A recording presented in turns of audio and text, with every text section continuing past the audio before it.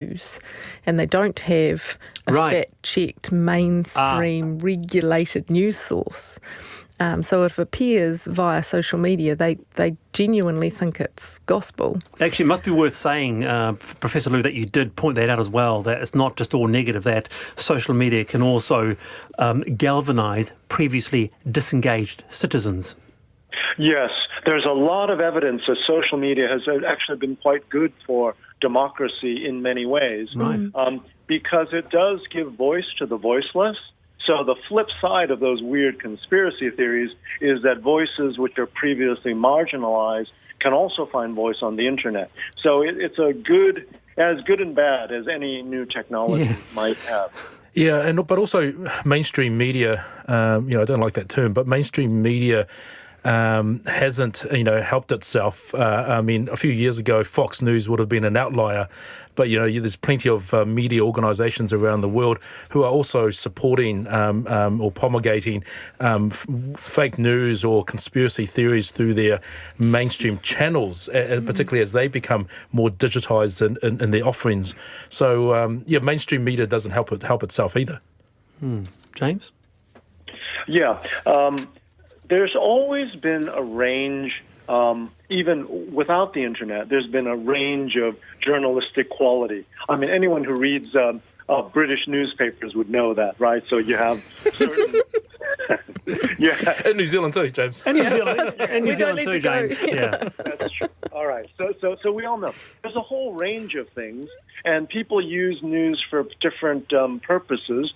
And I think that in a democracy, we should be willing to accept that range of news. Yes. And people regularly sue British tabloids, and they make the British tabloids pay for whatever fabrications they've made occasionally. And so I wouldn't go overboard with this. So remember in our data that it was only 10% who mainly relied on social media for news. Got it. And our questions really made it exclusive, whereas in real life, most people use multiple sources for news. And if you use multiple sources for news, you're likely to be moderate or moderated in results as opposed to using just one source. So let's not blame social media, because if all you read was one of those British tabloids for news, you'd be pretty far off in your connection to reality. Good point. It's lovely to have you on, James. Thank you so much for being with us. It's very interesting. Massey University psychology professor James Liu there.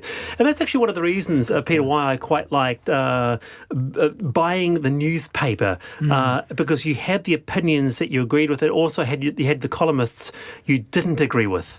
And in a sense, it kind of challenged you, Yeah, good point. Unlike Facebook, where it aggregates to what you think. That's right. The algorithms will feed you what you've already searched, or, those people you already follow, which is why, like I said, I think social media is an important part of the mix, but it absolutely has to be a mix.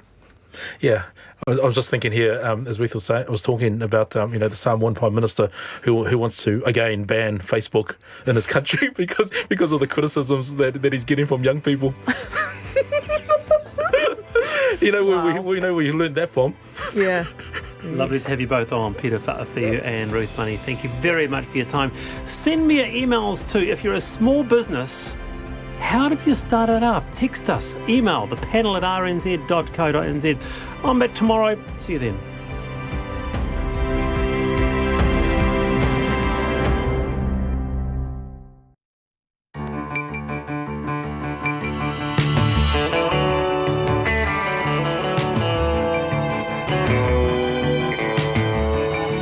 Whakarongo mai koe ki te reo irirangi o Aotearoa. This is Checkpoint on RNZ National. I'm Lisa Owen.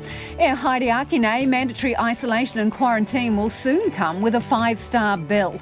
The government plans to charge returning Kiwis unless they stay home long term. How will it work? Well, the Minister joins us live. National's new business start scheme involves dipping into your retirement savings. But is that a good idea? The Resource Management Act is apparently a resource not worth saving.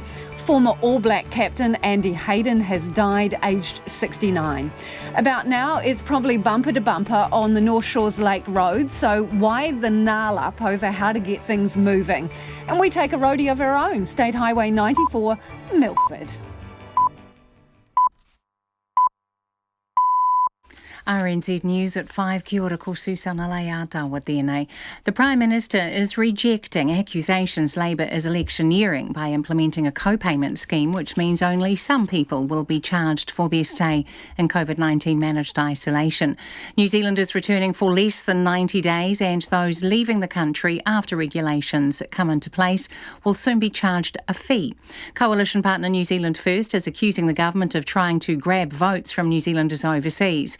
But Jacinda Ardern rejects that. The entire focus of this policy was making sure that we get a balance, that we recognise New Zealanders do have a right to return home, but that some travel might be considered discretionary, and when that's the case, people should pay. The Prime Minister, Jacinda Ardern. The National Party wants to charge everyone returning to New Zealand. Leader Judith Collins says the co-payment plan is nonsense. I just think it's the sort of policy you have when you don't actually want to have a policy. Judith Collins says the scheme doesn't generate enough revenue.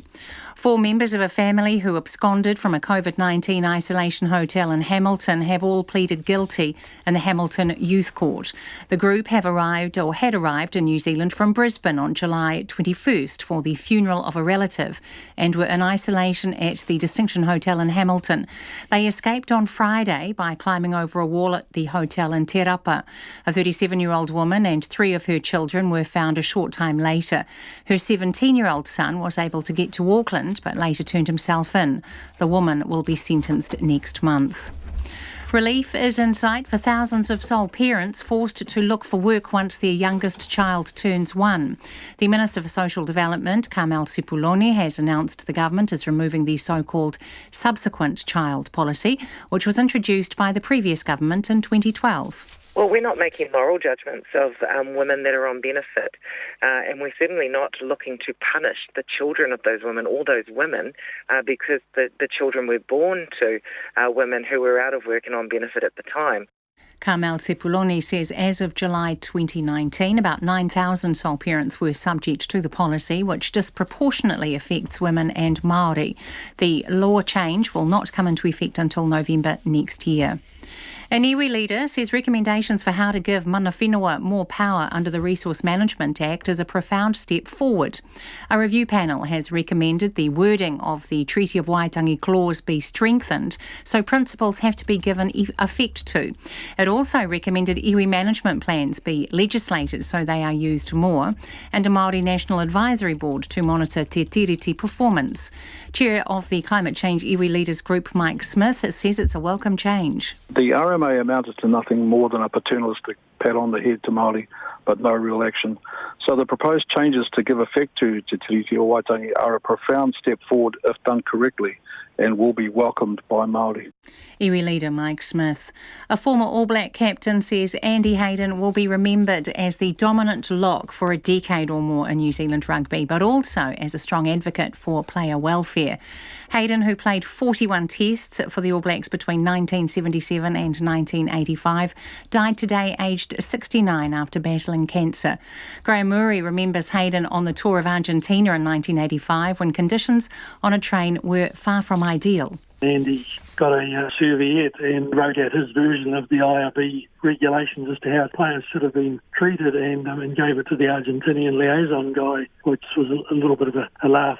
Had another laugh when I walked into the Argentinian offices 2 or 3 years later and saw that actually framed the Andy Haden IRB regulations and put it up on the wall in the offices. Graham Murray says Haden was a top-class line-out exponent. It's 4 minutes past 5. Former All Black Sonny Bill Williams is being warned the NRL has changed a lot in his absence. Williams, who turns 35 next week, is returning to play for the Sydney Roosters 6 years after last playing in the competition. But Brisbane coach Anthony Seibold warns the competition has moved on and is more physically demanding. Williams told 9 News he's excited at the prospect of returning to his old club. It's just the challenge that I just get so excited about, and it lights that fire inside of you, you know. Sonny Bill Williams is unlikely to take the field for the Roosters until late next month, as he'll complete 2 weeks in quarantine when he arrives in Sydney. The All Blacks' cross-code clash with the Kangaroos remains a possibility, with the NRL reportedly considering an $8 million pitch to get the game across the line. The Sydney Morning Herald says New Zealand Rugby want the game to happen to ease the financial strain of the COVID-19 pandemic and have been working with the NRL behind the scenes. The 2021 edition of the Tour de France will start a week earlier than scheduled to avoid overlapping with the Tokyo Olympics. Denmark is scheduled to host the first stages of the race, with the tour starting in Copenhagen with a 13-kilometre time trial on July 2nd. Meanwhile, Nelson cyclist George Bennett has finished 13th on the opening stage of the 5-day Vuelta de Burgos in Spain, the first men's cycle event after a 4-month hiatus due to COVID-19. That's the news. The opposition leader defends herself. It's called humour, and actually people need a bit more humour in their lives. If they're a little bit happier, we wouldn't actually have people looking so sad all the time. Winston Peters name-checks a family member. The second thing you may not have noticed, but I'm sure you have, given that your brother's an economist, and that is we face huge economic challenges here. And conspiracy theories grow during lockdown. Is there a conspiracy theory that you don't believe in? That's a great question. I can't think of it off the top of my head. Straight up. Morning Report, weekdays from 6, on air and online. Now the short forecast from Met Service to midnight tomorrow. Northland and Coromandel Peninsula, partly cloudy, isolated light showers. For the remainder of the North Island, fine weather apart from high cloud at times and areas of morning cloud or fog. Morning frosts in sheltered places. Nelson, Buller and Northern Westland, mostly cloudy with isolated light showers. Southern Westland and Fiordland, periods of rain. Marlborough, Canterbury and North Otago, high cloud. Scattered light rain possible in southern Canterbury and North Otago. Areas of low cloud about the coast. For the remainder of Otago and Southland, cloudy periods, scattered light rain, clearing tomorrow morning. Chatham Islands, fine spells. RNZ National, it's coming up to 7 minutes past 5. Thanks, Susanna. This is Checkpoint and I'm Lisa Owen. Coming up, the cost of coming home to managed isolation. We'll have all the details and Minister Megan Woods joins us live. But first, National's offering a cash package of up to $30,000 for people who've lost their jobs and want to start their own business. The catch, most of it would come from their own KiwiSaver funds.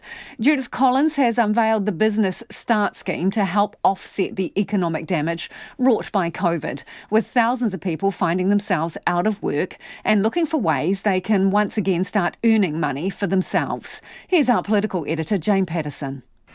But I don't have an electric one, so I might need an electric one. This might be something for you, Judith. Yeah, well, everyone needs their little indulgences, don't they? Visiting a car sales yard in Lower Hutt, Judith Collins unveiled the package for people laid off since the start of March. National plans 17 months of an entrepreneurial and job growth explosion during the toughest times any of us have ever known. Those eligible would receive a $1,000 voucher to put together a viable business plan. Then they could access cash through various means, including using up to $20,000 of their own KiwiSaver money and tax credits. To buy your kit, to make sure you have some working capital and to lower your taxes in the early stages as you start to become successful. But standing beside her, National small business spokesperson Andrew Bailey struggled to get the details right.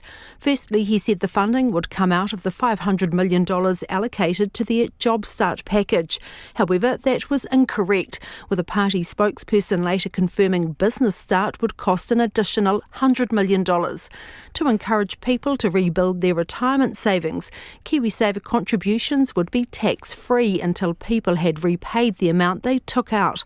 When asked why taxpayers should have to subsidise this potentially for years to come, Andrew Bailey denied there was any cost to the taxpayer. But it's their money. It's their money, it's not our money. No, but the taxpayer will fund it because it's tax-free, so their tax-free contribution. Up to now, if you're putting money into your KiwiSaver account, that comes out of your after-tax savings, right? And so that already those people paid tax. What we're saying is if they choose to reinvest back into their KiwiSaver account, we will allow them to do it on a tax-free basis. Mandy Arnott opened a cafe in Christchurch 1 week before the country went into lockdown. As someone who's about to turn 50, she says business start would not have been for her. I mean, it's a fantastic initiative for young people who want to go into business that can get their hands on $20,000 per setup, but we're a little bit older, trying to think about retirement. So to take $20,000 out of our KiwiSaver would be not the best idea at the moment. The Finance Minister Grant Robertson says it's a risky move to allow someone to blow their retirement savings. I heard the Leader of the Opposition today describe it as being put aside for a rainy day. For most New Zealanders, that is not correct. It is actually a key to their security in retirement. But he admits there's no way for people in that situation to access cash to get them into business under the current government. No, there's not. But, taking on the idea of starting a business is something that I know everyone would be very serious about. And I think it's really important we don't put people themselves at risk here, let alone their savings. Max Whitehead from the advocacy group Small Business Voice says the business support and tax incentives would be hugely helpful. But he too is worried about giving people access to their retirement funds without the rigour of stacking up a business case that you'd go through by working with a bank. If somebody actually invests in a business which is not feasible, it's going to go under. And of course they will lose their life savings, which is not good enough. So there's a high risk, and it's very helpful having a bank to oversee a loan because they're investing with you to ensure it's feasible. Under the policy, there are also changes to provisional tax and asset write-off rules. From Parliament for Checkpoint, Jane Patterson. Checkpoint did request an interview with Judith Collins about her economic plan, but she declined to come on the program this evening. New Zealanders coming home for a holiday or those coming back from trips overseas will have to stump up for their managed isolation costs. The government has announced it will only impose fees on New Zealanders who return for less than 90 days and those who leave the country and return after regulations come into place. The Minister in charge, Megan Woods, says the scheme strikes a balance between the government's legal obligations and what is fair. But New Zealand First says it's a dreadful policy that puts naked political self-interest ahead of taxpayers. Political reporter Yvette McCullough has more. Kiwis coming home for a visit or those heading abroad for holidays or business trips will soon have to pay their own way through managed isolation.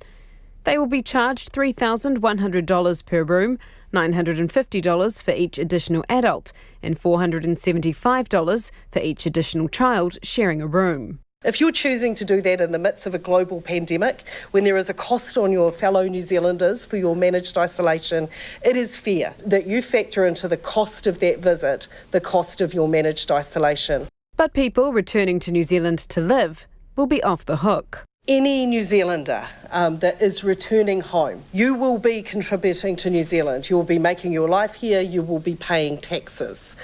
This will be your home.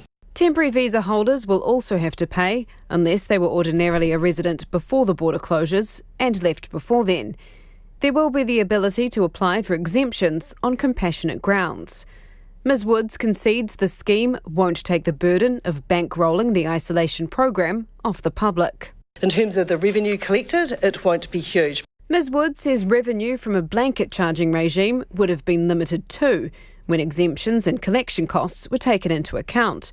She says a blanket regime would also have been more vulnerable to a legal challenge. The last thing I want to see is to stand up a regime around charging and have government appropriations based on a level of collections that then the courts overturn, and we're left in a situation where we don't have that certainty of funding.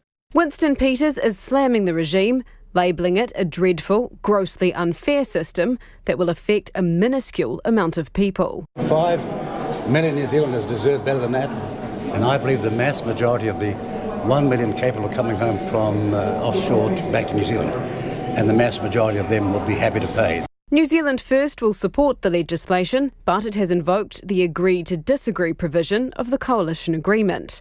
And Mr Peters is accusing Labour and the Greens of electioneering by trying to grab votes from New Zealanders overseas. Prime Minister Jacinda Ardern rejects that. We've made a decision here which factors in a number of legal issues we needed to take into account, and this is also, I think, a good balance. It means that we will be sending a message to New Zealanders that if they have the choice about, for instance, taking a holiday, then they should pay the costs of that. Greens immigration spokesperson Golriz Garaman is also pointing to fairness. People who didn't know that they were going to be caught overseas when there's going to be a worldwide pandemic shouldn't have to then stay in that kind of a dangerous, stressful situation because we've decided to charge them $3,000 unexpectedly. National leader Judith Collins says the policy is a total failure and she would move to charge all returning New Zealanders if elected. She says the government should be ashamed of themselves. Oh, what a load of nonsense, honestly. They say they're going to get about $9 to $10 million back, and it's going to cost New Zealanders close to $500 million. I just think it's the sort of policy you have when you don't actually want to have a policy. Legislation will be passed next week, and the regime will come into effect once the regulations are enacted, which will be within 2 to 3 weeks. From Parliament for Checkpoint, Yvette McCullough. Joining us now is the Minister responsible for managed isolation and quarantine, Megan Woods. Good evening, Minister. What is the best option for administering this? I mean, how are you going to collect it? Are you going to have a voucher system with the airlines, or what's the plan? Oh, good evening, Lisa. Look, the best option is that this will be a scheme that will be administered by the Ministry of Business, Innovation and Employment, because one of the things that we do need to put into there is also some discretionary power to make waivers, and that will sit with the Chief Executive of MB. So will you pay before you get on a plane, or what's the situation? Look, no, because we have to have that ability to do waivers, and for some people that probably will be when they arrive in the country. In terms of exactly the time that people will receive their invoice, we haven't quite got to that detail, but that is coming as we draft up the regs. So will you have to sign or commit to some kind of declaration that you will pay in order to get on a plane to come home? Oh, well, look, it is the law of New Zealand that if that you fall into a category that is defined under law that you need to pay a fee. That is the law of New Zealand. You don't opt in or out of that by signing a declaration. That is the law of the country. So how much is this going to make you? How much revenue will you actually get from it? So look, the modelling, there are broad ranges around it. It is somewhere probably between about 2.2 million through to around 9 million in terms of the categories that we have said will be eligible for charging.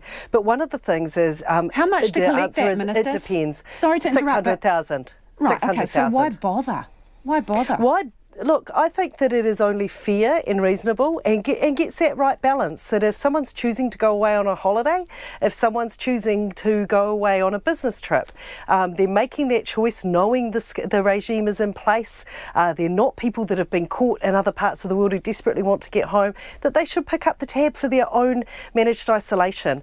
And look, we don't know how long we're going to have these facilities in place and how much New Zealanders will begin to travel more, will make decisions. I know that if I made a decision to go overseas on a holiday and decided I was just going to factor in 2 weeks of managed isolation at the end of it, I wouldn't think it were particularly fair if the New Zealand taxpayer had to pay for that.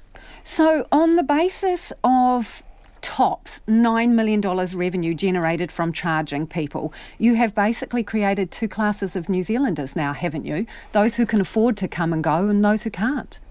No, look, anyone who is making a choice to leave New Zealand to go on holiday in a world where we are in the midst of a global pandemic, let's not put that aside.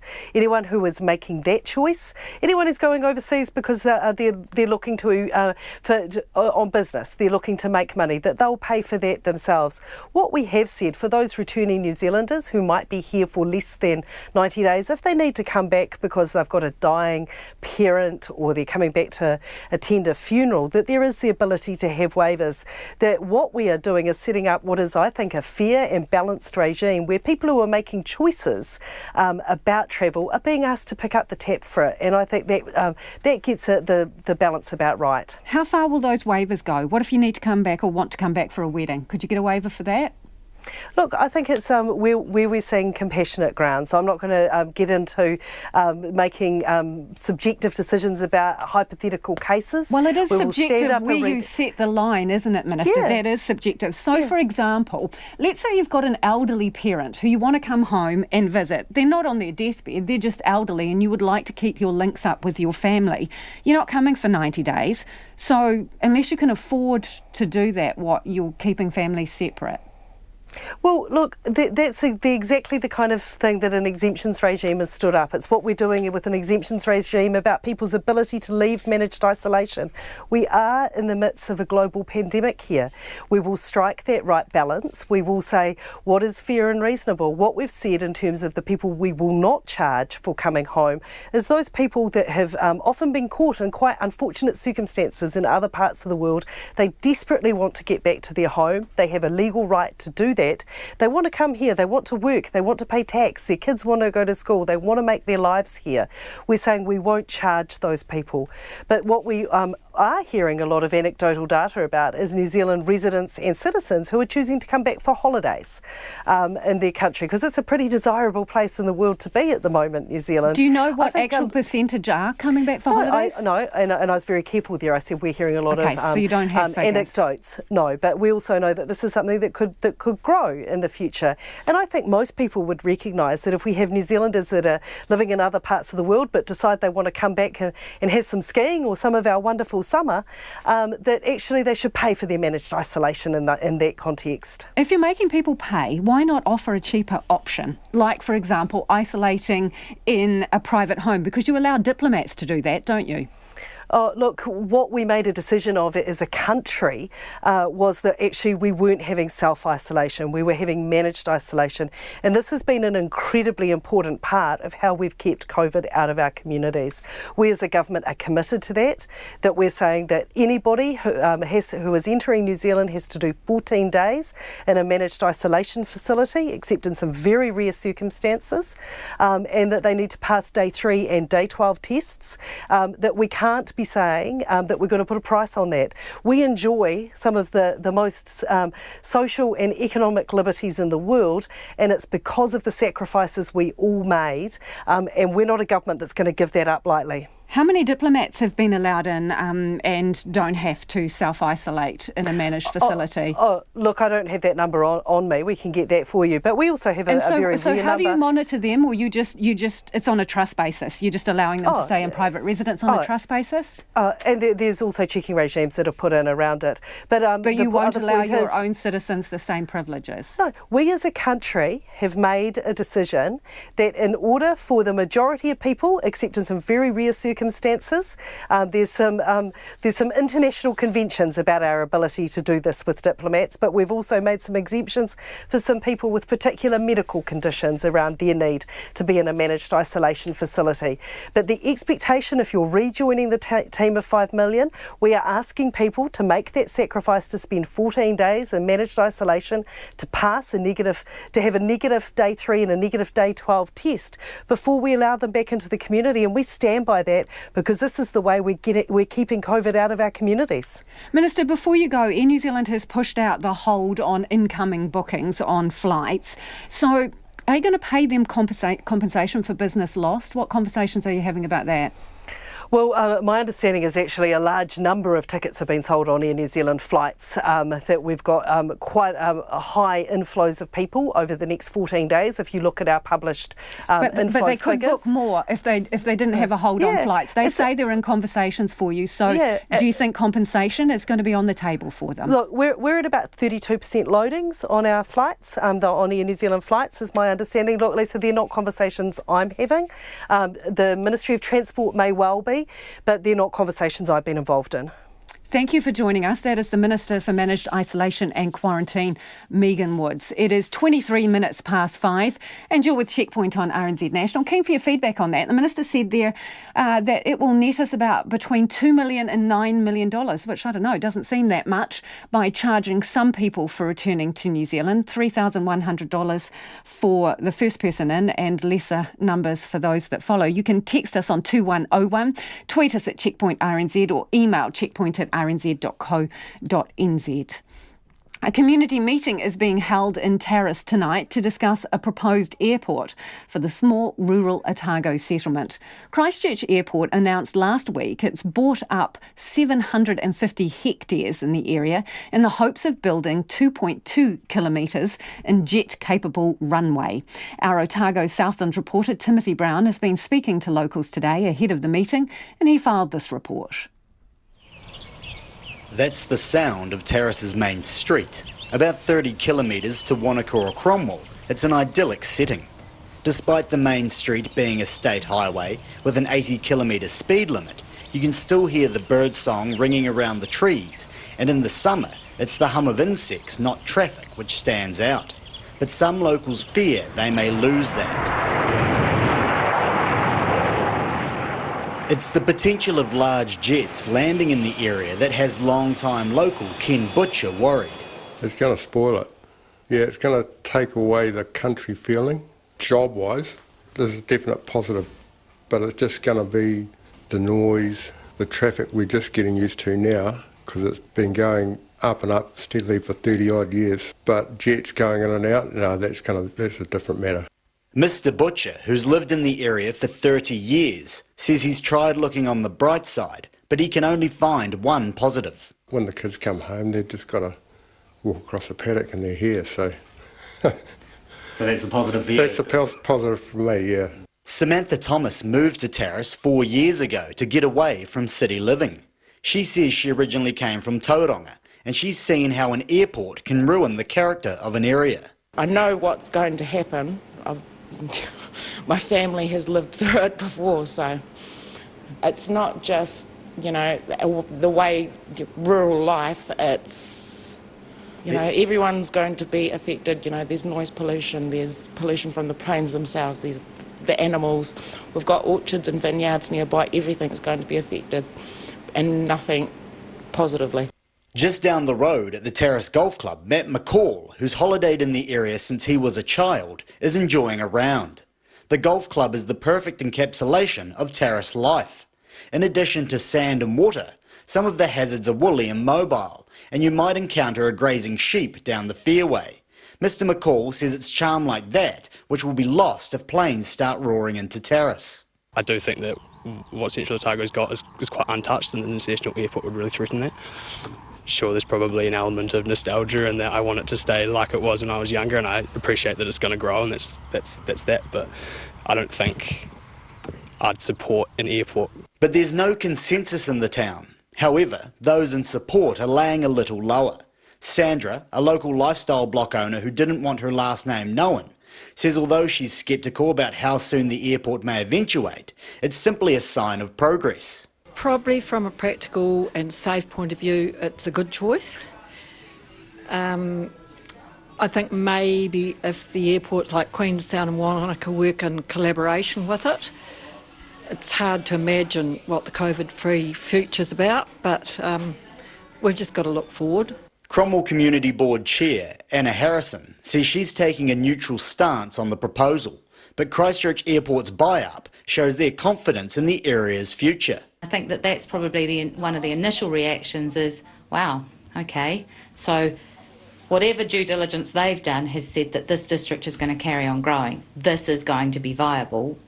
Putting something in here is not going to be a huge waste of money. She'll be at tonight's meeting, as will representatives from Christchurch Airport. In Tarras, for Checkpoint, Timothy Brown. Speaking of air travel, the airline industry has delivered a bleak assessment of its road to recovery from COVID-19. The travel and tourism sector has been particularly hard hit by the pandemic, and now the International Air Transport Association says it doubts global air travel will return to pre-COVID levels until at least 2024.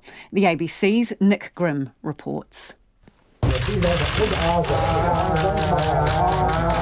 Air travellers at Düsseldorf Airport line for COVID-19 testing before reaching the arrivals gate. Germany is one of several nations experiencing what's being called Europe's second wave of infections. The airline industry prefers testing of travellers to quarantine lockdowns, like Britain has just slapped on travellers returning from Spain. But the International Air Transport Association, IATA, also wants governments to help with the cost. Director General Alexander de Juniac. It should be paid by government, because otherwise it could be too costly for many passengers, to pay for tests. The cost of the pandemic continues to add up for airlines too, with IATA now revising its expectations for a recovery.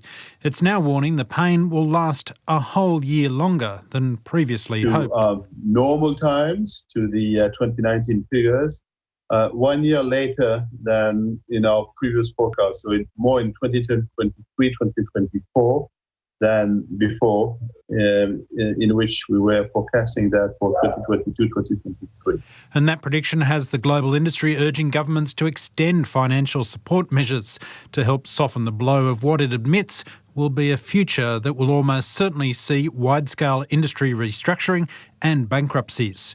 And here, industry observers like Neil Hansford from Strategic Aviation Solutions believe the revised forecasts are still failing to capture the real picture. It is being overly optimistic, and they're probably playing to the shareholders and the people that they're trying to borrow money from at the moment, trying to say that we're going to be able to pay you a lot earlier. Let's face it, IATA is a grouping of the airlines, and obviously driven by the very large airlines, particularly the four in the US, who are in real trouble even after the enormous grants that were given by the Trump administration. So if America in this business has a bit of a cold, we all catch it. And if the Victorian debacle hadn't happened, I was seeing predictions of Qantas flying some international routes as early as January, which I think with what's happening in Victoria has pushed that back to the middle of 2021. But they won't operate a network throughout the world. It'll be very selective. There'll be the New Zealand bubble and the Pacific Island bubble. Then you'll have people using non-stop flights through to the UK. But I would think the events of Victoria must really be concerning people in Qantas head office. Aviation commentator Neil Hansford ending that report from the ABC's Nick Grimm.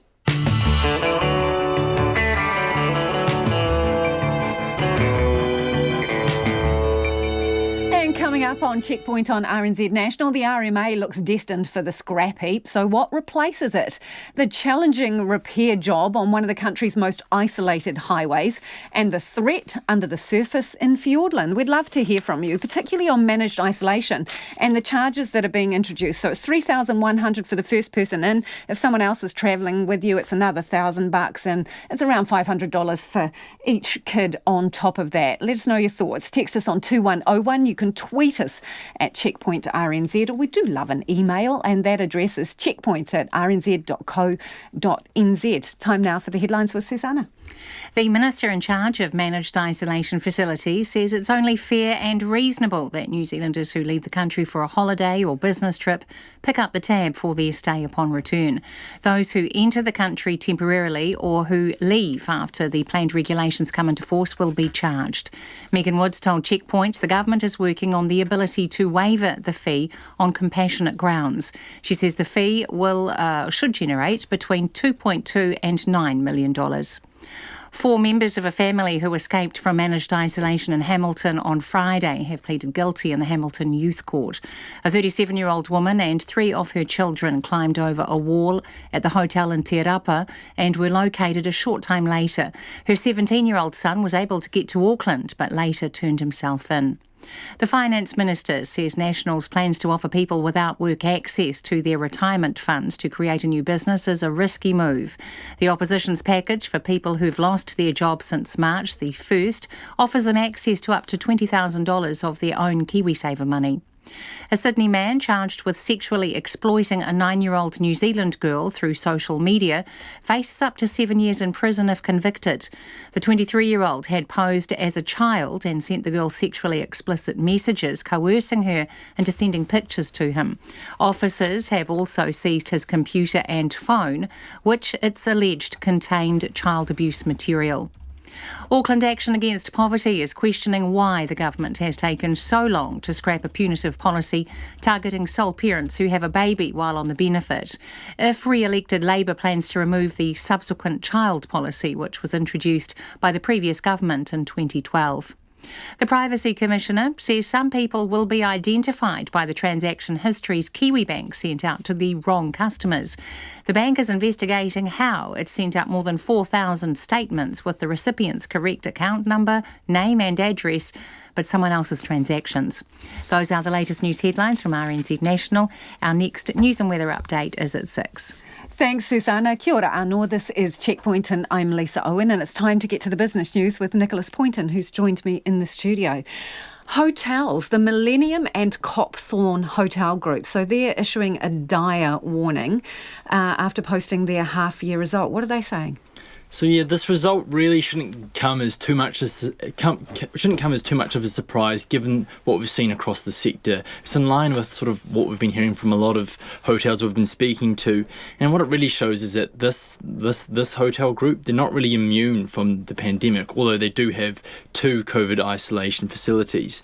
Just quickly running through the numbers, it shows that revenue is down nearly a quarter, but their profit is up. But that's sort of buoyed by the fact that they've had some sort of property sales in the past half year, and they've also got a $20 million tax break from the government, and that's as part of its COVID-19 relief package. The group has laid off about 1,000 people. It says it's a tough, but it's a necessary decision. They've also received about $6.7 million in wage subsidies. The group wasn't taking media requests today, but we do have a statement that they issued to shareholders when they made the announcement on the market. And what they're saying is that hotels across the country are in survival mode, and it's going to remain that way for quite some time. In terms of their own outlook, what they're saying is things are going to get worse before they get better, and they told shareholders that maybe moderate your expectations of getting a profit in the future. But there is a however. They are saying they are going to go ahead with a bit of a revamp for some of their hotels around the country, so going to spruce things up a little bit here and there. OK, well, riddle me this then, Nicholas. If the Millennium and Copthorne Hotel Group are giving doom and gloom warnings, why is it that another hotel group is looking to launch a new brand? Yeah, this really is two sides of the same coin, and it's kind of, on the surface, it may seem hard to understand what they're doing, but I think they kind of have this group, the CPG Hotel Group. What they're going to do is that they're actually going to launch 13 new private hotels. So these hotels, they already exist. They're already owned by the company, but they're going to sort of bring them all together under the same brand, under the same umbrella called Fable Hotels and Resorts. It's a little bit different from what this group usually does. Their model in the past has been to sort of, they own hotel properties, but then they've leased them to their core group, which is that big international hotel chain. And what their vision for these properties is that they're going to be small, upmarket accommodation in line with, like, think a posh Airbnb, except you've got people waiting on you hand and foot. So are they pitching to the domestic market, because we don't know when we're going to have an international market? Exactly. So that's what they think. They reckon there's been a lot of people doing domestic travel, and there is a cohort that they're trying to capture. It's the wealthy, moneyed people who maybe they don't want to stay at a big 5-star hotel, and they like the idea of a trendy, unique boutique. That's what they're going for, and they believe people are going to pay for it. That's what's really driving this. They say it's going to be a small operation, it's going to be quite easy to manage, and they think they're going to make money. Did they indicate what their price point is? We can expect to be maybe out of my price range. I might have to stick to the dock campsites for a little bit longer. Okay, so what has been going on the market today, Nicholas? So the NZX Top 50 is up just a touch by 21 points to 11,599.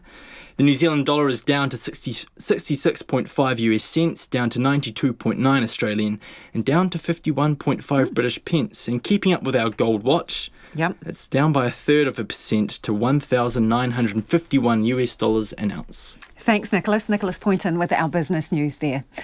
Queensland is close to closing its borders to Greater Sydney from this weekend after declaring the entire city a COVID-19 hotspot.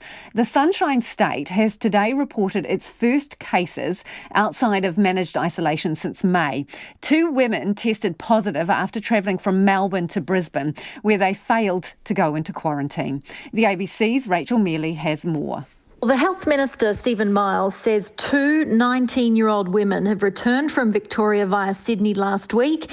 They're both now in hospital, having tested positive to COVID-19. One of the young women works at the Parklands Christian College in Logan, south of Brisbane, and that school's been closed today for cleaning, and a testing centre's been set up at the school. Now, the Minister says that there's a large amount of contact tracing to be done because these women have been moving about for the past week and just in their community, and that's included going to restaurants, going to shopping centres and even to a church. Now, there is a police investigation that's been launched into how this has happened. It seems that they may have lied on their forms when they were entering Queensland, and they should have declared that they'd been in Victoria and should have gone into hotel quarantine.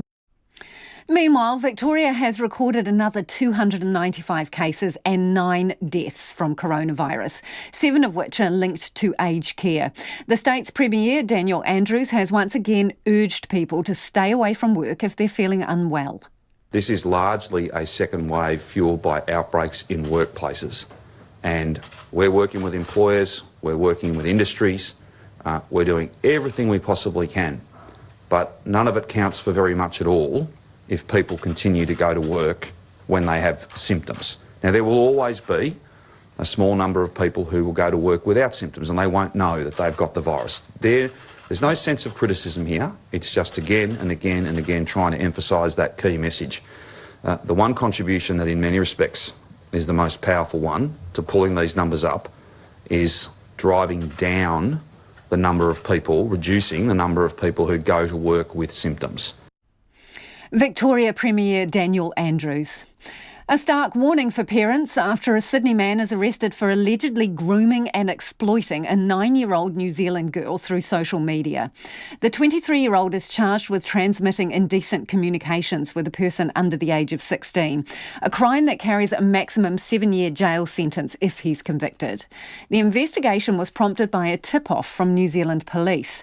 Superintendent Ben McQuillan of the Australian Federal Police led the investigation, and just a warning, the details of the alleged offending are confronting.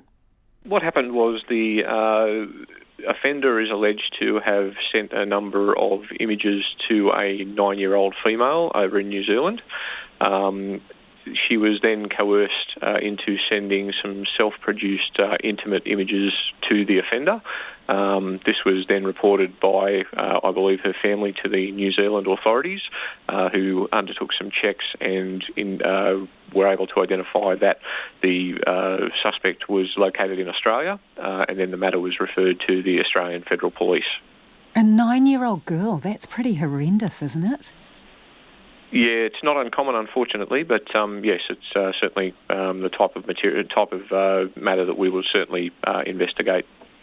How is it that he made contact with this young girl? Through what platform or means? Yeah, I probably can't go into the exact platform, but it was certainly a very popular platform amongst, not only amongst children, but a very popular online app that allows for communication. And we would allege that he was simply trawling in that app to identify potential victims. Can you tell us, how he presented himself in doing that?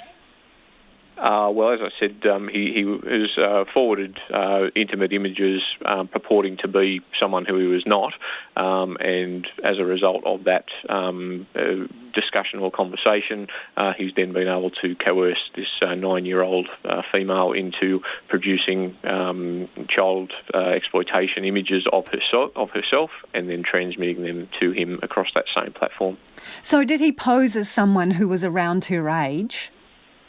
Yes, I believe that's the case. Do you know if these pictures have been distributed further? I wouldn't be able to say, but unfortunately, pretty much once something's on the internet, it's there forever. It's very difficult to remove. So, the police involvement in New Zealand, how far did that extend?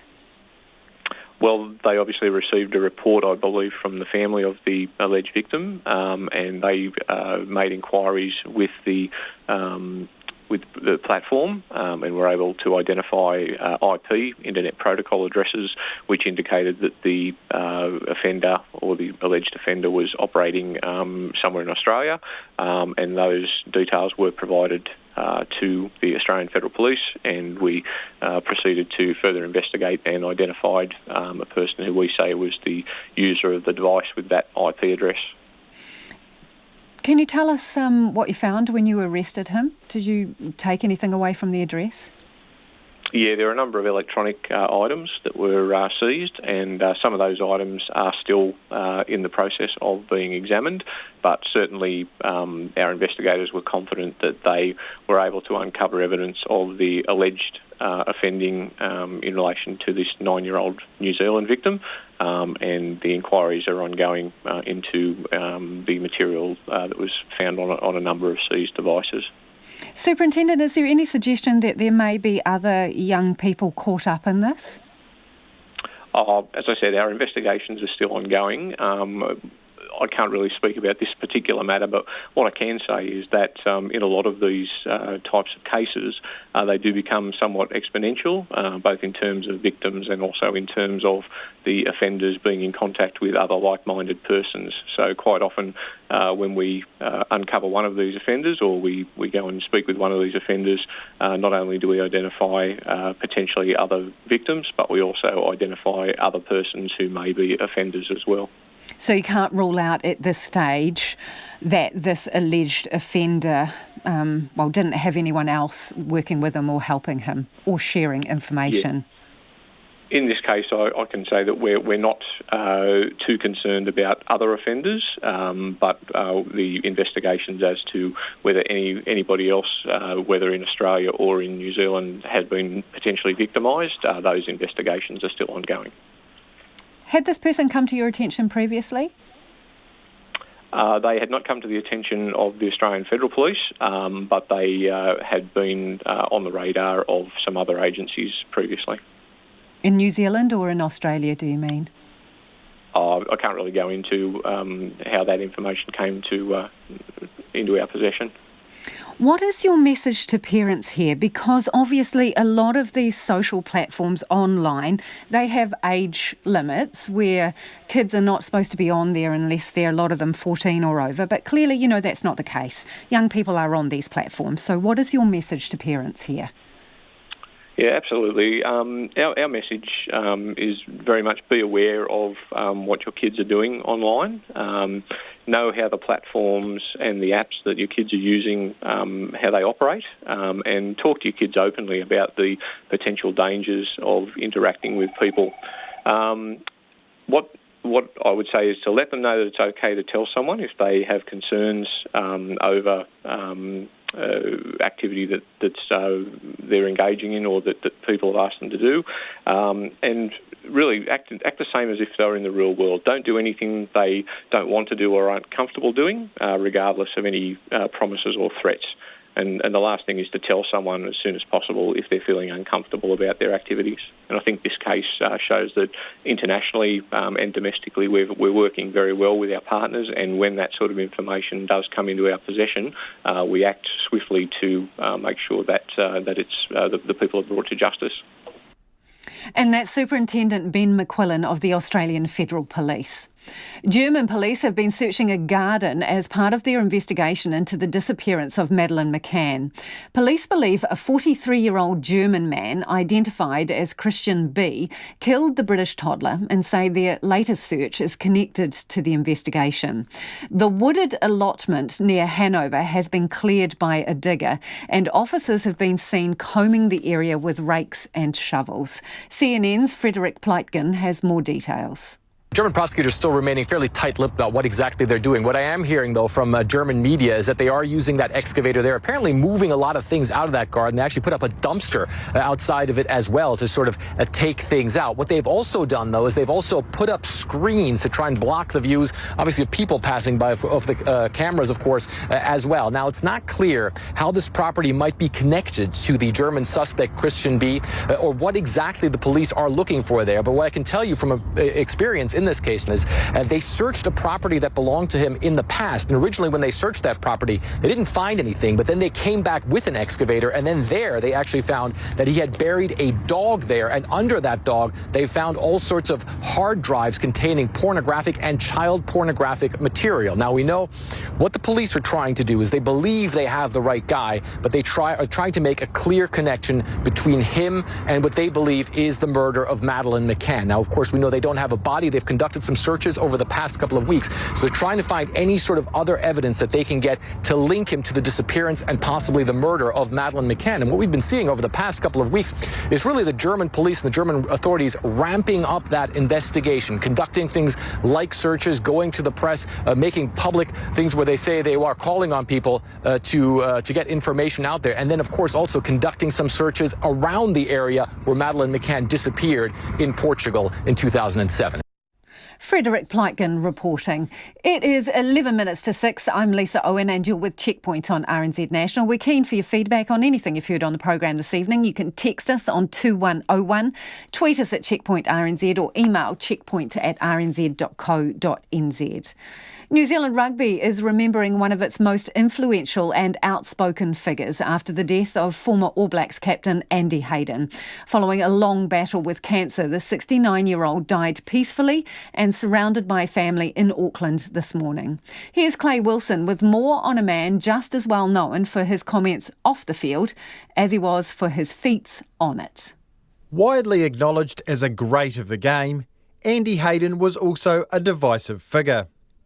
The 69-year-old played 117 times for the All Blacks over 13 years, debuting in 1972, but waiting 5 years before the first of his 41 tests.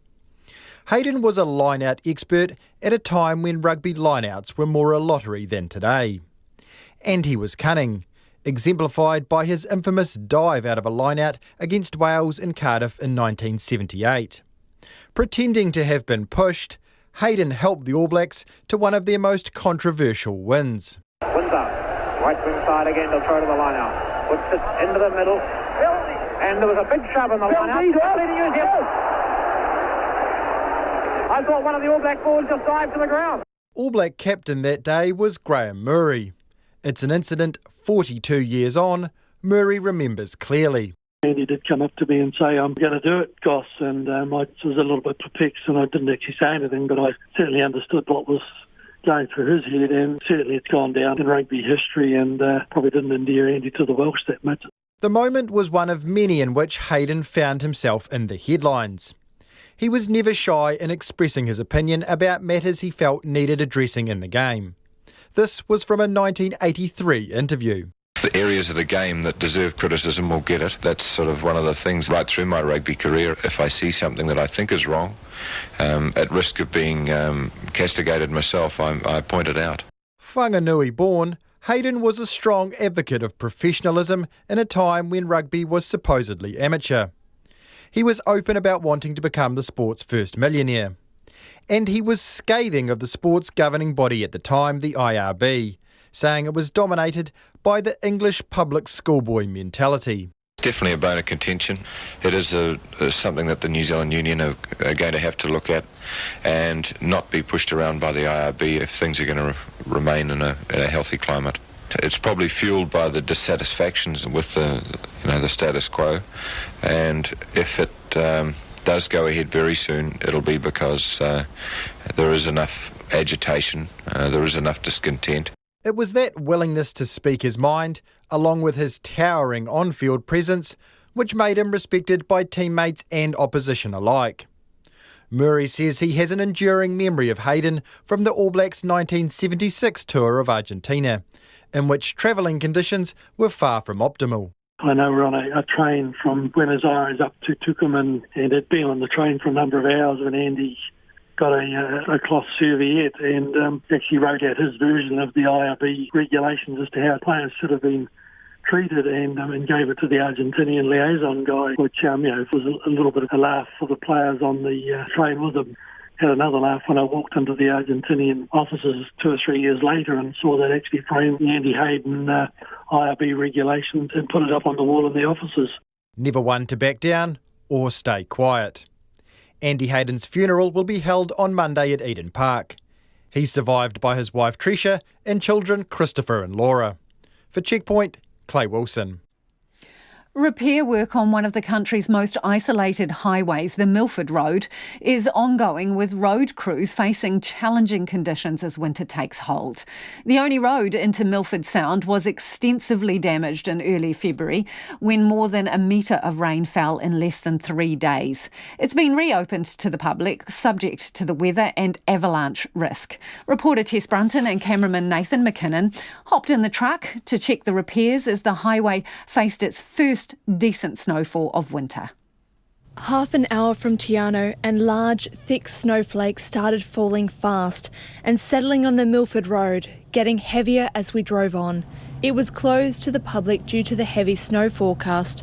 We only got through because Milford Road Alliance manager Kevin Thompson took us in. At Cascade Creek Campground, Kevin checked in on 3 camper vans to tell them the Milford Road is closed from Hollyford and it could be shut closer to Tiano if the snow gets worse. Not long later, the call was made to close it from the National Park boundary, 40 kilometres closer to Tiano. Further up the road near the Homer Tunnel, large ploughs with chain-covered wheels send plumes of snow into the air as they work to clear the highway. It's Carl Hunter's first winter as the Milford Road's maintenance foreman, patrolling the roads, monitoring his team and directing traffic. It's actually pretty good. It's because it's such nice fluffy powder. It's not too slippery at the moment, but once we peel it off, it can get quite compacted and start to get quite slick. So it's something we've got to keep an eye on. Repair work is underway on the Homer Tunnel after it was damaged in January when a car fire cut power and services that run along the tunnel wall. The government has since earmarked $25 million to upgrade it over the next 18 months. It's expected to create 180 jobs. Kevin Thompson says Tiano should receive a post-lockdown boost from the remote work site, as everything will need to come through the town. So accommodation, food, services, materials that we purchase and store has to come through. So while you won't always have direct jobs, because many of them are specialists, jobs inside a tunnel, there is a lot of support that goes on and out on the road which will add to that. Shelley Karen monitors and manages traffic around and in the Homer Tunnel. She's the eyes and ears for the Milford Road Alliance, working with the road crews and avalanche specialists to keep traffic flowing and people safe. You have to be aware coming up from Milford, it's a gradient's quite high, so we have a lot of overheating and cart issues. So we have to make sure if someone's got a problem, we're not just letting them go straight inside the tunnel, because that's where you can have a fire, that's where we have breakdowns, and a breakdown or fire in the tunnel closes us down until we can get rid of the congestion. During peak visitor season, the traffic can be hectic, between 7 a.m. and 8 p.m, with over 1,000 vehicles a day. We spoke to Shelley the day before the closure, when motorists were allowed in, but were being warned that anyone going in may not be able to get out the following day. A camper van pulled up at the traffic signal near the east entrance to the tunnel, but when the light turned green, the driver, Waikato resident Louis Ashburner, reversed backwards and ran down to the operations centre down the road. Gas light came on, I was like, oh, we should be sweet. And then we end up where the tree felling was. We end up sitting there for about half an hour, 45 minutes. And I probably should have turned the van off, but yeah, got down to here and putted out. So I just had to run back and ask them to fill us up on some diesel. So good for them, they've helped us out. So hopefully we can get up there, but I don't know, we might miss our boat ride. As the road was due to close within a couple of hours, the Milford Road Alliance gave him enough fuel to make the 100-kilometre trip back to Tiano before the snow hit, when he'd usually need to use their satellite phone to call for help. On the drive back towards Tiano, Kevin Thompson stopped and pointed out damaged sections, including rock-filled mesh baskets that create a barrier between the road and the river. Concrete foundations, the gabion walls themselves, and a number of walls around the Falls Creek Bridge area.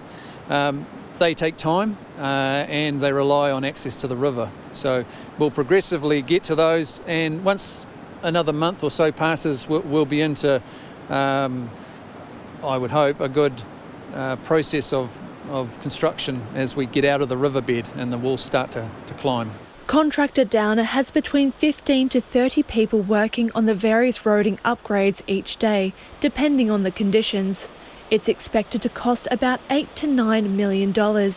Kevin Thompson says repairing the road is hard and costly work in remote Fiordland, with long travel times, unpredictable weather, no phone coverage and challenging logistics. Yeah, the major damage occurred behind us here during the February flood. It's sort of the bank below the highway. Our walls were damaged and a number were removed completely. So it's about preventing the highway falling into the river and protecting it for the future. While the repair work is expected to take roughly another 12 months, Milford Sound is open and ready for business. On the Milford Road for Checkpoint, Cortes Brunton, TNA. And in breaking news, Flight Centre New Zealand has announced it plans to lay off another 230 staff, halving its pre-lockdown workforce. In a statement, the Managing Director, David Coombs, says international travel has been taken from the shelves and there is no time frame for recovery. He says redundancies were the only viable option, combined with the second wave of wage subsidies coming to an end. He goes on to say, we have been fighting for an extension of the wage subsidy or some type of additional support for our highly impacted industry. Unfortunately, we've not had that yet from our government. While outbound travel has been one of the hardest hit by COVID-19, travel agents have been overlooked in the additional government support packages announced to date, leaving the industry fighting to save employees and process $1.5 billion of travel refunds. RNZ News at 6, ngā mihi nui ko Susana Leata with DNA. 4 members of a family who absconded from a COVID-19 isolation hotel have all pleaded guilty in the Hamilton Youth Court. The group had arrived in New Zealand from Brisbane on July 21st for the funeral of a relative and were in isolation at the Distinction Hotel in Hamilton.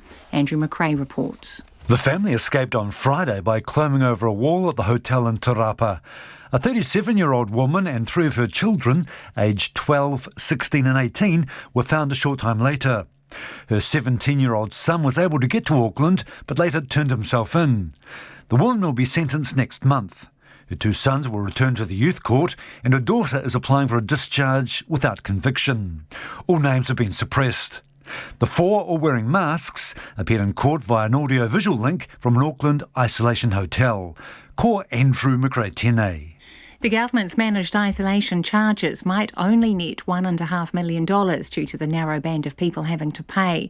Today, the Minister in charge, Megan Woods, announced a fee for New Zealanders returning for less than 90 days or if they leave to go on holiday. Those returning to live here will not have to pay, and there will be exemptions for those visiting sick or dying relatives. Megan Woods has told Checkpoint the scheme will bring in between $2.2 and $9 million at a cost of $600,000 to collect. If someone's choosing to go away on a holiday, if someone's choosing to go away on a business trip, they're making that choice knowing the regime is in place. They're not people that have been caught in other parts of the world who desperately want to get home, that they should pick up the tab for their own managed isolation. Megan Woods. All the political parties in Parliament are in agreement that the Resource Management Act needs to be scrapped altogether. A top-level panel has recommended that the law be replaced by 2 pieces of legislation, one dealing with planning and the other with environmental protections. With the election looming, it is too late for the government to take any action, but the Environment Minister David Parker says he expects parties to campaign on their intentions. And I think it will be interesting to see whether we have a coalition of agreement in civil society that this is a way forward. The whole act has to go. We need a new system. And we need to act upon it. We've got to do something. The party leaders say they want more time to look at the details before deciding how many of the proposals they will take on board. The Finance Minister says it's a risky proposition to offer people without a job access to their retirement funds to create a new business. Nationals unveiled a package for people who've lost their jobs since March the 1st and want to do just that. They'd receive money for a business plan, then access to cash, including up to $20,000 of their own KiwiSaver money. Grant Robertson says that would be a risky move. I heard the Leader of the Opposition today describe it as being put aside for a rainy day. For most New Zealanders, that is not correct. It is actually a key to their security and retirement. National argues people should have access to their own funds in times of financial stress and, in this case, to pursue a new business venture. Kiwibank is investigating a privacy breach where more than 4,000 customers were sent bank statements listing someone else's transactions. People received the statement online or through email and could see their correct account number, name and address, but the wrong transaction history. Charlotte Cook reports. Kiwibank says it's written to 4,200 customers who received the incorrect statements, asking them to delete it immediately. It says it's also contacting those whose details were wrongly sent to someone else, apologising for the error and explaining how it's protecting their transaction history. The bank believes the impact on customers is low, but has contacted the Privacy Commission to explain the mistake. This is Charlotte Cook. A meeting called by community leaders in Tarras to discuss a proposed airport for the small rural settlement will begin in about an hour. Christchurch Airport shocked many in central Otago last week by announcing it's bought 750 hectares in Tarras in the hopes of building a 2.2 kilometre jet-capable runway. Representatives from the airport are expected to talk at the meeting. Some residents fear the settlement will lose its rural character if the proposal goes ahead. It's 4.5 past 6. The Pacific Island Rugby Players Union has welcomed suggestions from World Rugby it could help fund the setup of a Pacifica team in a revamped Super Rugby competition from next year. New Zealand Rugby have unveiled plans for a new competition involving its 5 Super Rugby sides between 2 and 4 Australian teams and a long-mooted Pacifica outfit. World Rugby Chair Bill Beaumont has told Sky Sports it could help with funding as it did for Argentina in the Rugby World Championship and Super Rugby. Pacific Player Union boss Aidan Clark says Beaumont's comments are timely and it was an opportunity that needs to be grabbed. Gymnastics New Zealand is urging athletes who feel they have been subjected to physical or mental abuse in the sport to come forward. The mistreatment of gymnasts is in the spotlight globally after an investigation in the United States and Australia. Felicity Reid reports. The US team doctor Larry Nassar was sentenced to up to 175 years in jail in 2018 for sexual abuse of gymnasts, while former Australian gymnasts have recently spoken out about being assaulted by coaches, fat-shamed, made to train and compete while injured. Gymnastics New Zealand Chief Executive Tony Compier says they support the approach Australian Gymnastics is taking over the matter and says if athletes here have suffered abuse in the sport, they can contact them confidentially. An athlete-led advisory group has also been established to advise the sports leaders around the safety and well-being of gymnasts. This is Felicity Reid. And that's the news. Take the pulse of the day's news every weeknight at 10. Business has picked up, as far as I'm concerned, probably close to 10% up on last year. Live with local, national and international stories as they happen. My view is always that trade is not something that either New Zealand or China does out of the goodness of our heart. Lately with Karen Hay every weeknight from 10 on RNZ National. Now the short forecast from Met Service to midnight tomorrow. Northland and Coromandel Peninsula partly cloudy with isolated light showers. For the remainder of the North Island, fine weather, apart from high cloud at times, areas of morning cloud or fog. Morning frosts in sheltered places.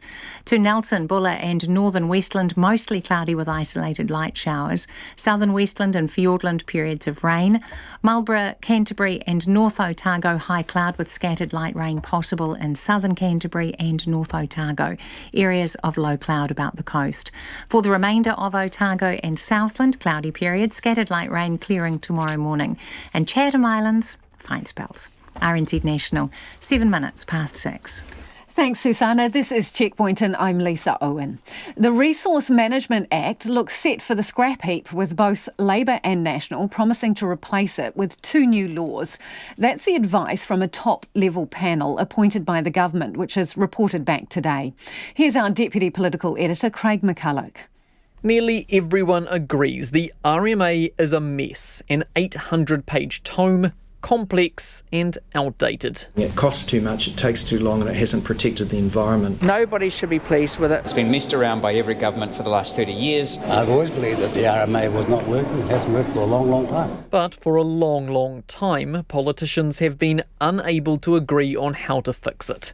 The government last year ordered a top-level panel led by Tony Randerson QC to devise a solution. And here's what it came back with: rip it up and start again. What we need in New Zealand now more than ever is a long-term plan for where we're going, something that will provide an enduring solution. The panel's report is a tome of its own, more than 500 pages, and a raft of recommendations. It proposes the law be replaced with 2 separate pieces of legislation, one dealing with planning, the Strategic Planning Act, and one dealing with environmental protections, the Natural and Built Environments Act. We're going to call it the NBA. The new regime would slash the number of planning policies around the country, more than 100 dreamed up by various local councils. Instead, they'd be consolidated into 14 plans for 14 regions. With the election looming, it's too late for the government to take any action. But the Environment Minister, David Parker, says he expects parties to campaign on their intentions and follow through after the election. And I think it will be interesting to see whether we have a coalition of agreement in civil society that this is a way forward. The whole act has to go. We need a new system. And we need to act on it. We've got to do something. Yes, that's Labor, National, New Zealand First and the Greens all in broad agreement. And the ACT Party wants change too. But don't think for a minute it's all happy families. The opposition leader Judith Collins says the government has wasted 3 years waiting on a review instead of just getting on with the changes. Well, I told them so, didn't I? I mean, I told them all that this was going to happen. Do they really say that? After 9 years of making the RMA worse when they were in government, I don't really think they're in a position to preach. And while they may all agree on the need to start again, the finer details will be tricky. The panel also recommends that a National Māori Advisory Board be set up to advise on mana whenua perspectives. And New Zealand First leader Winston Peters does not like that. If we want true equality, get rid of this paternalism and this tokenism and stand up for real things like a real Māori. Both Labour and National have promised to make changes within their next 3 years if elected to power. But the overhaul proposed will not happen quickly. And it's clear there's still a lot of water to go under the bridge. From Parliament for Checkpoint, Craig McCulloch.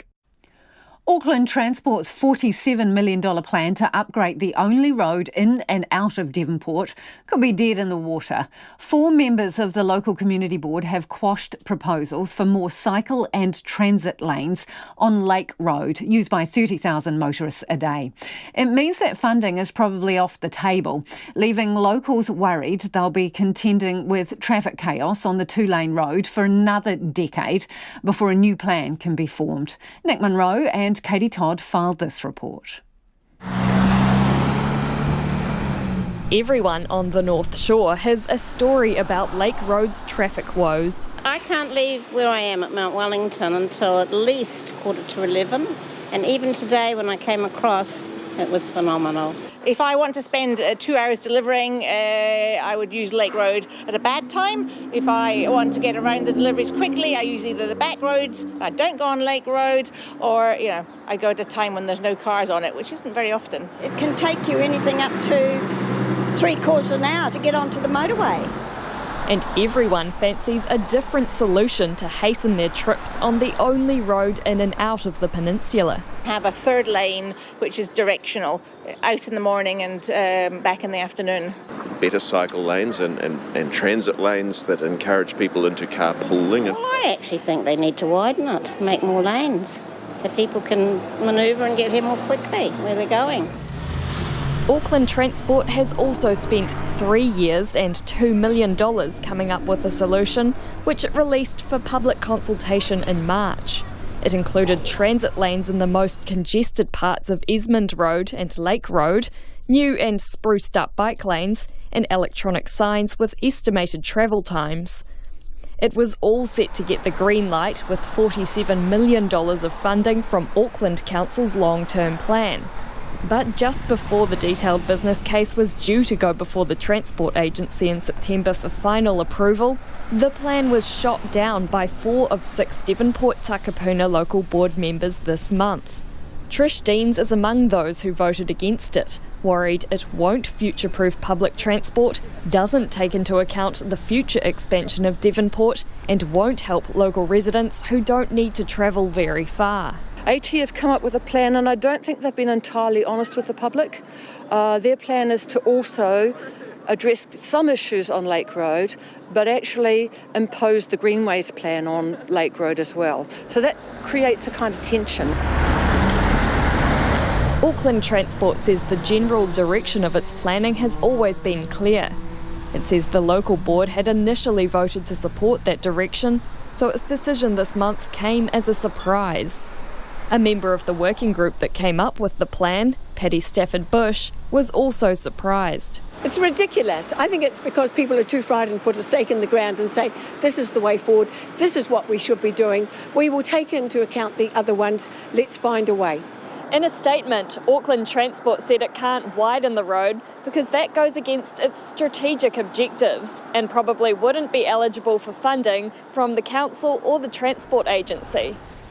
Among board members who do like Auckland Transport's plan is Tony Van Tonder, who says it was well worth taking up the $47 million and acknowledging the huge difference it will make to many residents. She thinks it could already be too late to recover that funding. It definitely had support, for sure, also because it was saying what it was always going to say, you know, that we were never going to do this high investment proposal that some people are asking for. But former North Shore Mayor George Wood, another board member who voted against it, is still holding out hope the board can make some tweaks and reach a compromise with Auckland Transport. He's not so worried about the $47 million being a missed opportunity. I think, that was a shotgun at our heads virtually, saying, take it or you'll lose it. Paddy Stafford Bush says the board needs to adopt the plan in principle and work around the finer issues later. With a $500 million hole forecast in Auckland Council's revenue and other communities crying out for funding for their traffic woes, Tony Van Tonder agrees. Auckland Transport warns it may be difficult to progress a project that a local board has already voted against. In Auckland, for Checkpoint, ko Katie Todd, TNA. It's 6:15 and you're with Checkpoint on RNZ National. If you're stuck in your car on Lake Road listening to that, go back and look at the video online. We'll put it on our Facebook page. British Prime Minister Boris Johnson says Europe is beginning to see a second wave of the COVID-19 pandemic. He made the comments while defending his government's decision to force tourists returning from Spain into quarantine.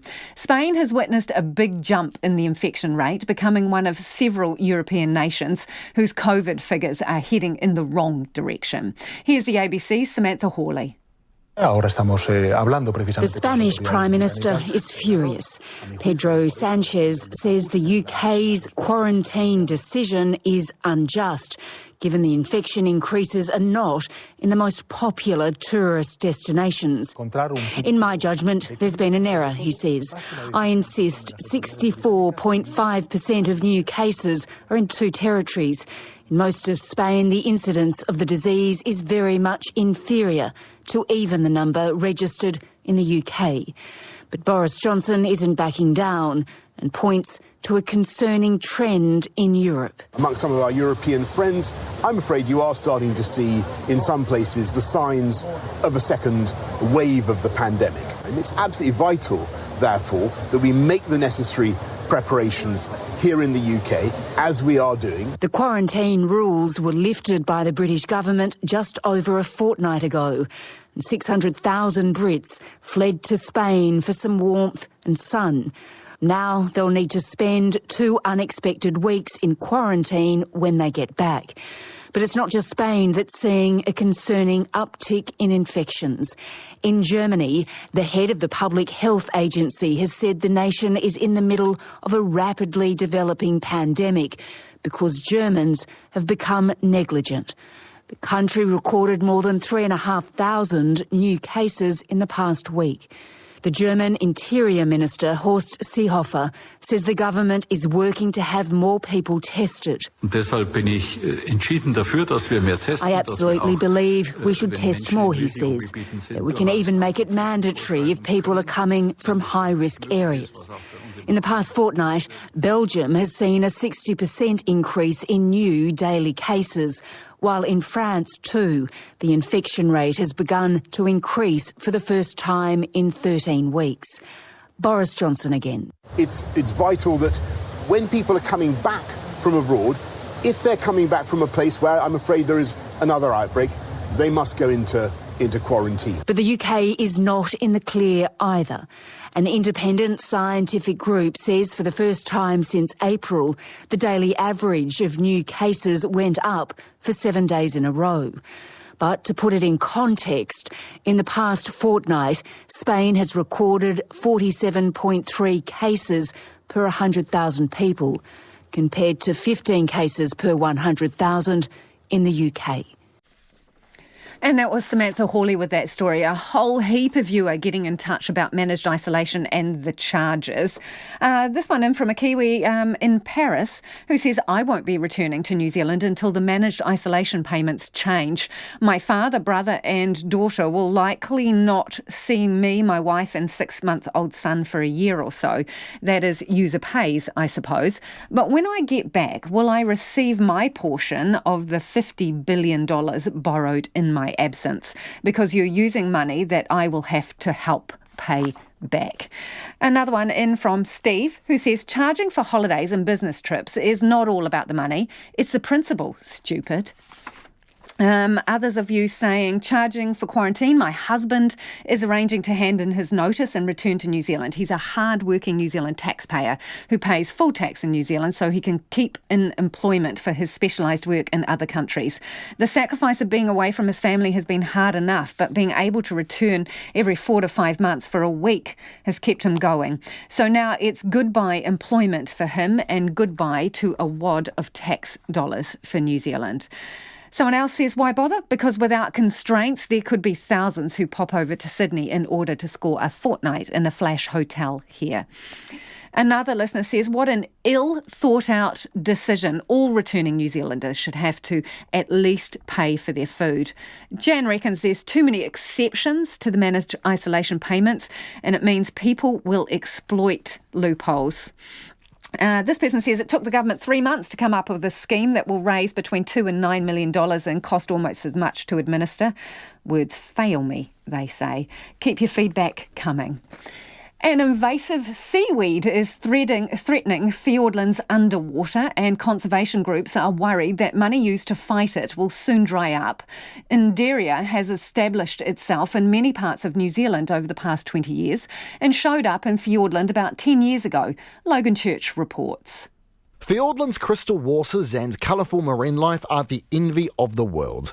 But underneath the waterline, an innocent-looking seaweed is putting everything at risk. For Dr. Rebecca McLeod, the fight against Inderia has been a years-long battle.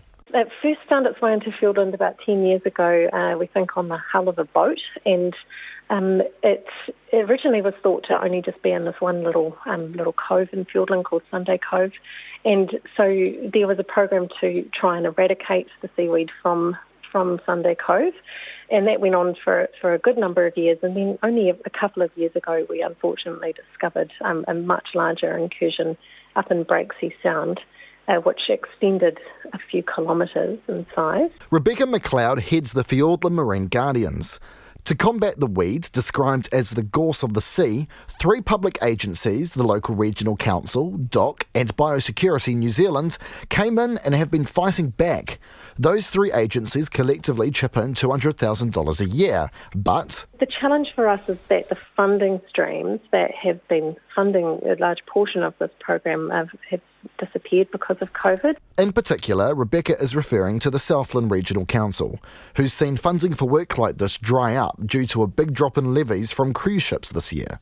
We're working through budgets and things like that internally as to what we can afford, but the scale of this now is too big for ES to be able to keep funding at a level needed to really deal with Undaria and Breaksea Sound. That's Ellie Meads, Biosecurity and Biodiversity Operations Manager at the Regional Council. She says collective funding needs to increase fivefold to make sure Undaria is kept under control. That would get more divers in the water, get them in the water more regularly, but also gives opportunity to survey, look for new potential sites and get them before they get out of control, really look at boats to make sure people aren't bringing other stuff in. So, an increasingly invasive weed and funds to fight it drying up. Biosecurity NZ says in a statement it remains committed to managing Undaria and Fiordland, and there are upcoming talks in the coming weeks when future funding will be discussed. DOC's Principal Ranger for Biodiversity in Te Anau, Tony Preston, agrees more funding is needed to combat this weed going forward. The current DOC contribution is secure as any funding is in a government environment. Certainly challenging times ahead for New Zealand as a country with the cost of covering the government's COVID response. But notwithstanding, we certainly have identified that to contain the Undaria in Breaksea Sound, we are going to require further funding in the future. That could come from a myriad of sources. An application for the government's Jobs for Nature Fund has gone in to try and get some of that funding. Rebecca McLeod says the cost of not getting this under control is just too high. We would expect the beautiful, colourful and extremely diverse underwater environment that we see at the moment, all these incredible animals that crust onto the rock walls will just be smothered in Undaria. And that could have serious implications for not just for the aesthetics of the place, but the wider ecosystem, which obviously supports a really productive fishery in Fiordland as well, and a really productive tourist market as well. For Checkpoint, Logan Church. The former Deputy Prime Minister, Paula Bennett, has given her parting speech to Parliament, sharing heartfelt anecdotes, all while showing her sense of humour. Ms Bennett was one of 3 MPs who have given their valedictory speeches in the House today. She announced she would not be seeking re-election last month after her and Simon Bridges were rolled as leader and deputy. Paula Bennett told the House that her husband Alan had been her rock during her time at Parliament. We married while I was in Parliament. He knew who he was marrying, but I don't think anything could have prepared him for the toll that this job takes. But he has unconditionally loved and supported me. The other week he informed me that he now feels unshackled, that he no longer has to come through under the scrutiny because of my public profile, and he's going to go out there, and I've got to say it scared me. And then I thought about it and thought, stuff it, I'm joining him on the wild side, honey. Although at our age, that is probably coffee after midday and, the odd night at 11 p.m. She also thanked her daughter and parents before moving on to her role as Minister of Social Development and Child, Youth and Family. In 2008, becoming the Minister of Social Development and Child, Youth and Family was daunting and exciting. Nothing can prepare you for a job like that. I was considered by many as the weak link. There were bets on around this building as to how many months I would survive. That only emboldened me to prove them wrong. As we were well into the global financial crisis and many people were losing their jobs, we needed an immediate plan.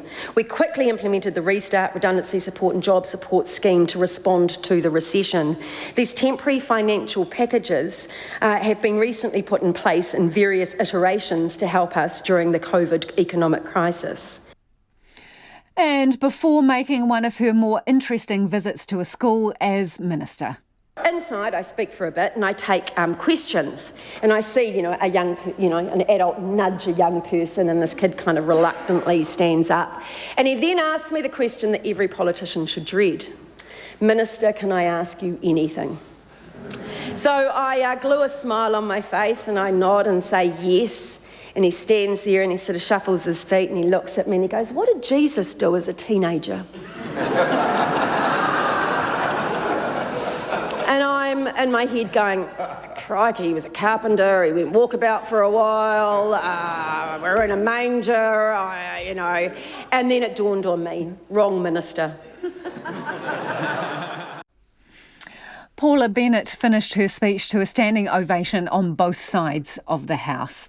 We've had a lot of feedback from you tonight, so let's get to some of it. Most of it is on quarantine.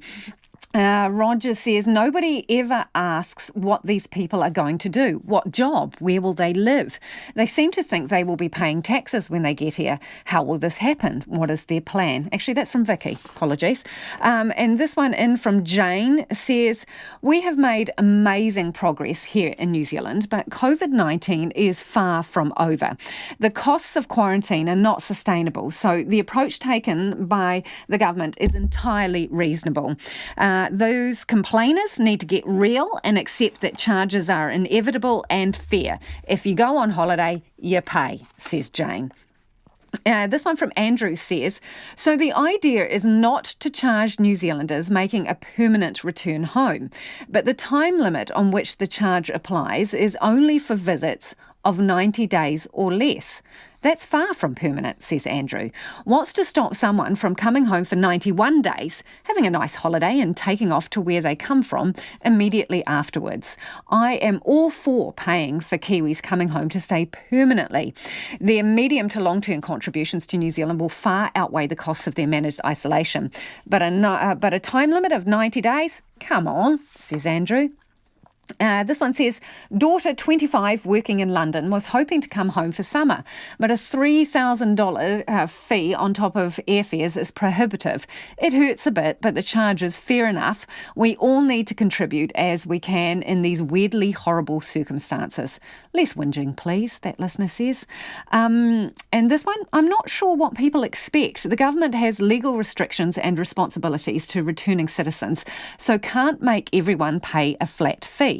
And then they need to draw a line for short trips or visits, discourage it even. There are limitations on possible isolation numbers. I personally would prefer isolation facilities used for citizens who are making a serious commitment to returning to New Zealand. This is a global pandemic, not travelling as usual, says this listener. And this one says, hi Lisa, I'm absolutely fine with this policy. Kiwis coming home will be paying GST and tax, so will repay the cost of quarantine. Holidaymakers, though, must pay. It's not a money-making venture, this listener says, so why do you keep saying it is? It's a way of limiting our chance of letting COVID in. Stopping holidaymakers getting a free 2 weeks in a flash hotel is only unfair to the rest of us who have lost our jobs, who have to pay for it. Someone on Lake Road says, I was born in Devonport, my dad lived his whole life here, says it's a causeway from RNZ News headlines at 6:30. The government's managed isolation charges might only net $1.5 million due to the small number of people required to pay. A 37-year-old woman will be sentenced next month after she and 3 of her children today pleaded guilty to escaping from an isolation hotel in Hamilton. All parliamentary parties agree the Resource Management Act needs to be scrapped, but leaders want more time to consider the proposals to replace it. And 1 person has died following a crash on State Highway 1 in Riverlands near Blenheim. Those are the headlines. Our next news will be at 7, and then...